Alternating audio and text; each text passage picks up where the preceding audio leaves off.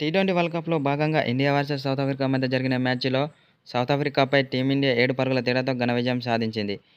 తొలుత బ్యాటింగ్ చేసిన టీమిండియా నిర్ణీత 20 ఓవర్లలో 7 వికెట్లు కోల్పోయి 176 పరుగులు చేసింది. అనంతరం లక్ష్య ఛేదనలో బ్యాటింగ్ చేసిన సౌత్ ఆఫ్రికా నిర్ణీత 20 ఓవర్లలో 8 వికెట్లు కోల్పోయి 169 పరుగులు మాత్రమే చేసింది. దీంతో 7 పరుగుల తేడాతో సౌత్ ఆఫ్రికాపై ఘన విజయం సాధించింది. టీమిండియాలో విరాట్ కోహ్లీ, అక్షర్ పటేల్ చాలా అద్భుతమైన ఇన్నింగ్స్ ఆడి టీమిండియాకు భారీ స్కోర్ అందించడంలో కీలక పాత్ర పోషించారు. అయితే టీమిండియా ఆటగాళ్లపై ఆస్ట్రేలియా మాజీ కెప్టెన్ అయిన యాడమ్ గిల్క్రిస్ట్ కీలక వ్యాఖ్యలు చేశాడు.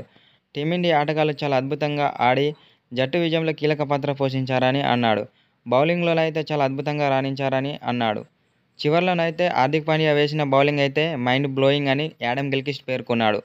అయితే ఒకానొక సందర్భంలో ఓడిపోతుందన్న టీమిండియా చివర్లో చాలా అద్భుతంగా బౌలింగ్ చేసి విజయం సాధించిందని యాడమ్ గిల్క్రిస్ట్ అన్నాడు.